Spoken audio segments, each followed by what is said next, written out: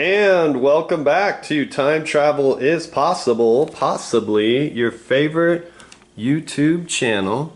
Today we are diving into the world of the Smurfs, and I have a collection here of stuff that is mostly 80s, and we're gonna go ahead and take a look at each individual item. I'm sure all of you are very familiar with the Smurfs franchise, especially because of the late 1970s and 80s. And it did start out as a Smurf cartoon in the Belgian comic franchise, and this is the surprising part, 1958. The Smurfs were these blue humanoid figures that lived in mushroom-shaped houses in the forest. Each episode or cartoon was created around an adventure that they would do as they went through the forest and whatever scenarios might unfold. The artist is Peo, and you'll see his name all over the products. There were over 100 Smurf characters. Only 3 of them were female, the most popular being Smurfette. And then Papa Smurf kind of ran the village. And I do not have Gargamel, the evil part of the story, and his cat. I was trying to find Gargamel, but it just didn't happen before this video.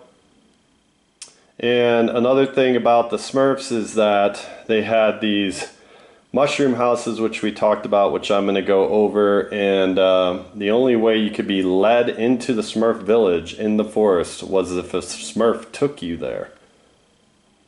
This became popular in American culture in 1981 during the Saturday cartoons. And so now we're just going to go over the different items I have here, and let's go ahead and start with the lunchbox, which is definitely the 80s. And as you can see here, it's a little faded on the graphics, and it does not have any date on it. It also does not have the thermo in it that you would drink from, which is fine with me. It's not always a big deal because you don't put them on display unless you're trying to sell them again, and then collectively you'd want to be able to do that. And it is made out of plastic, so it's not made out of metal. So we also have the Smurf unopened packages. This one may have been opened at one time, but this one definitely is not. And it's funny, some of the things on here, it says hand-painted non-toxic, which is pretty amazing. And then it was also bought at the Children's Palace, and it was $1.69, so it has a sticker on there. And it does have 1982. And the thing that I find odd about the marketing of these is that it says just choose from 24 styles of figurines, which there were many more after this. And it does not have the name of the characters on the packaging itself, which I felt was odd, because they should be marketing it that way. And then here's the other one, and he's a little bit open, but I have 2 of those. They're cheap to get.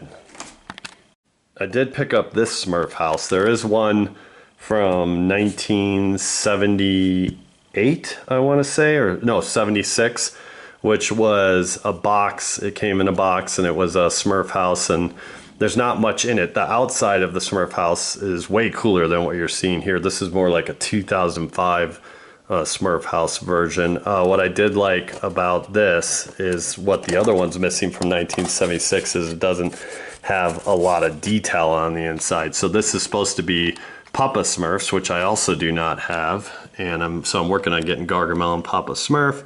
And he had a bed in there, and looks like a little chest, and then the front doorway. And then he had a little classroom up here with the chalkboard. And oh, these are also his potions. Sorry, he'd be working on the potions.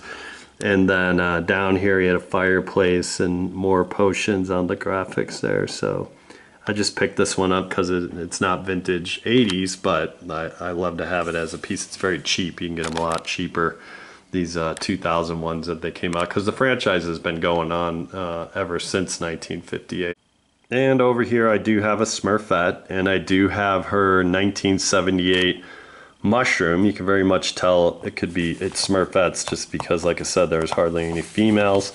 So this one's very flowery. The top comes off like that, and then there's nothing on the inside, just like the 1976 one that all the Smurfs kind of live in. And then here's all the windows. And this one surprisingly could go for a lot of money. It's somewhat rare to find. It did come with like a butterfly that stuck out of here, but I don't have that piece, so it is missing that, and that falls off a lot. And then there's some more of the Smurf characters that I do have. This one I like a lot because he has the mushroom, so you could kind of match him up with this, but I like the big mushroom umbrella. And then Smurfette right there, and there's different Smurfettes. But let's look at the biggest item, the windmill. Okay, so the windmill could have been made in the French area, but then also there's the American one that came out to buy, and this is kind of the holy grail of the Smurf collection. There's other things you can get that are pretty cool and expensive, but this is one of the most expensive things. The reason being because you want it to be complete. So I think mine is 100% complete. There's all these wood items like the ladder, and then there's different sticks, poles, pieces of wood that come out. So I think I'm definitely missing something along these decks that they have up here. And on the bottom you have a lot of plastic. So definitely, oh, you know what, I'm not missing any of that. I'm missing this window right here. So that's another thing you want to look for. And then this all comes apart pretty easy, or falls apart, so you want to be careful with that. You got the mushroom part here, and then at the top you have this that goes on, and you could take the top off. And then there's one of the windows, so I just need that window, not a big deal. The door could come off. You're gonna start to see the mechanisms for the windmill in there. And then the other part that's really important is these cloth pieces that go inside the windmill. So a lot of times you will see that there's missing one of the four, or they're just dirty or ripped, anything like that. So different pieces can be missing, but those are very important to have, and all mine are in really good shape tied on there. And then the biggest part that you want to make sure is that the windmill can spin with this wheel here, so that you can turn it. So what can happen is, you know, so you can imagine kids were playing with it and then it got jammed, or they broke it, or it fell apart, anything like that. So you want to make sure all that stuff is inside here, and here's sort of the guts of it and what it looks like. And so you want to make sure all that is working, and none of that is broken. Same with the top here. You can see a lot of stuff there at the top. So this, and like as you can see here, this also goes on top. So that is it on the Smurf collection. As always, trying to make these videos not too long. So if you like what you're seeing, go ahead and subscribe so you can see some more. And then you can comment below about your childhood memories.